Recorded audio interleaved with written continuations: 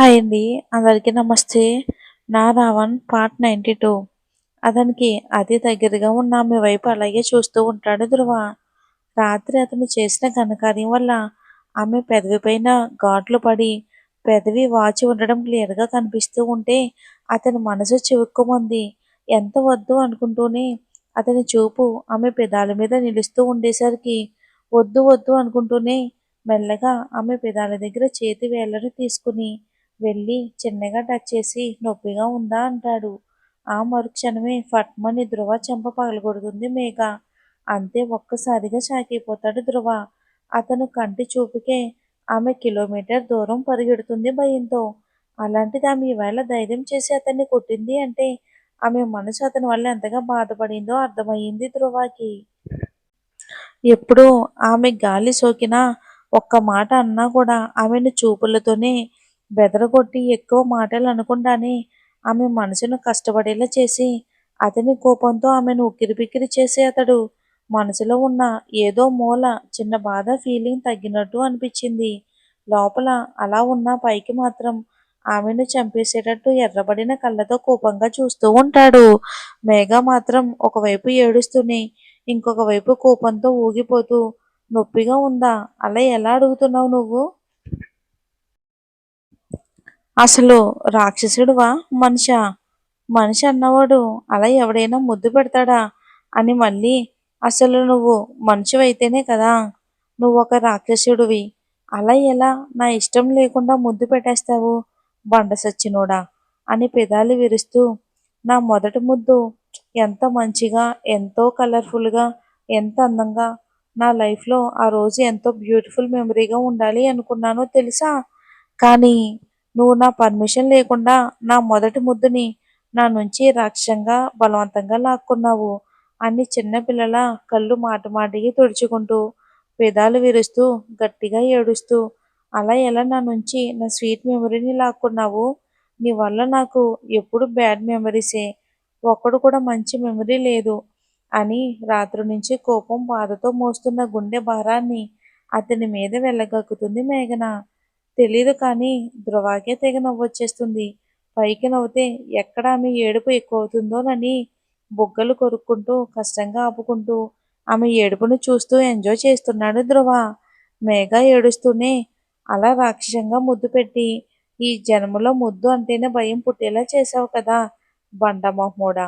నువ్విలా అర్ధరాత్రి నా రూంలోకి వచ్చి నన్ను అలా చూసి ముద్దు పెట్టుకున్నావు అని రేపన్న రోజు నన్ను పెళ్లి చేసుకునేవాడికి తెలిస్తే అప్పుడు వాడు నన్ను రిజెక్ట్ చేస్తే అప్పుడు నా పరిస్థితి ఏంటి అని రాగాలు తీస్తుంది.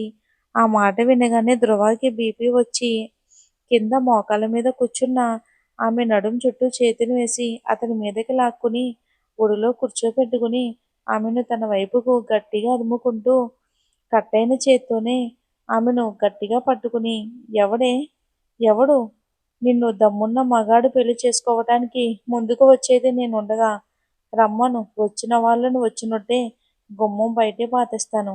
అయినా ఏంటి మన మధ్య జరిగిన పర్సనల్ విషయాలు వేరే వాళ్ళకి ఎలా చెప్తావే అని గట్టిగా అరుస్తాడు ధ్రువ. అంత ఏడుపులో కూడా ధ్రువ మాటలు స్పష్టంగా తెలుస్తూ ఉంటే ఒక్కసారిగా ఆమె గుండె వేగం పెరిగింది. అర్థం కాకుండా అతని వైపే చూస్తుంది.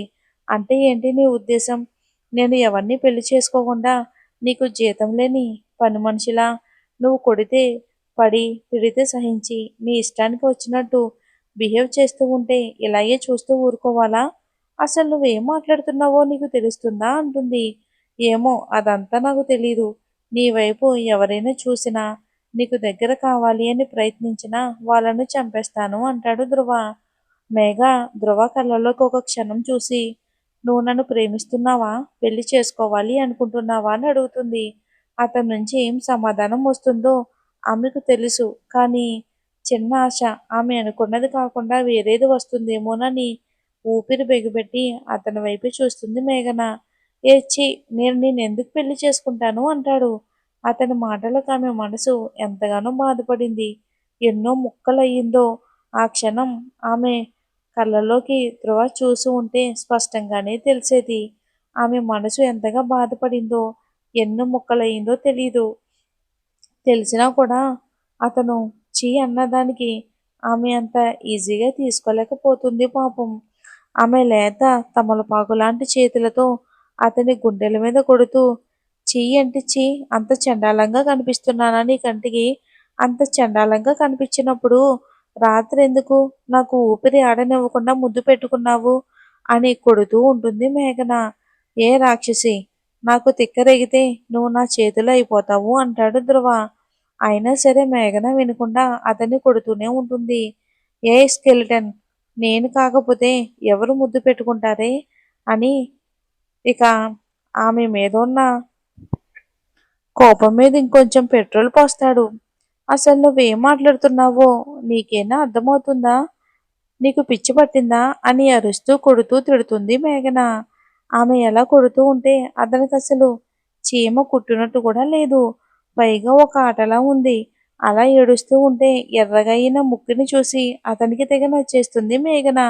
ఆమె అడుగుతున్న ప్రశ్నలకు అతని దగ్గర సరిగ్గా సమాధానం లేదు, కానీ ఆమె అంత దగ్గరగా ఉండి అతని మీద కోపం ప్రదర్శిస్తూ ఉంటే ఇక బూరులాడే అతనికి ఈరోజు ఏమయ్యిందో, ఆమె అన్ని మాటలన్నీ ఇలా బిహేవ్ చేస్తున్నా ఏమీ అనిపించడం లేదు.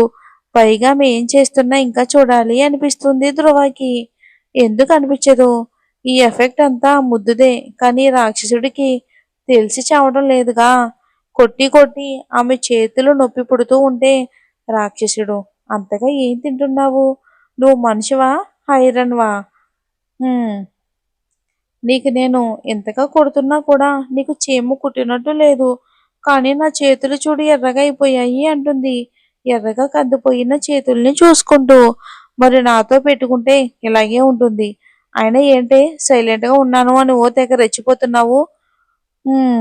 నన్ను తిట్టే కొట్టేంత ధైర్యం ఎక్కడి నుంచి వచ్చిందే అని ఆమెను ఇంకా దగ్గరికి అదుముకొని ఆమె నడుంపైన ఉన్న అతని చేతిని ఇంకా గట్టిగా పట్టుకుంటాడు. నొప్పికి మేఘన అరుస్తూ, నా ఎముకలు విరిగిపోయేలా ఉన్నాయి, వదులు రాక్షసుడా అని అరుస్తూ అతని భుజం మీద కొడుతూ ఉంటే, కానీ ఆమె ఎక్కడ ఉన్నదో కానీ చూసుకోలేదు. ధ్రువకి మాత్రం అంత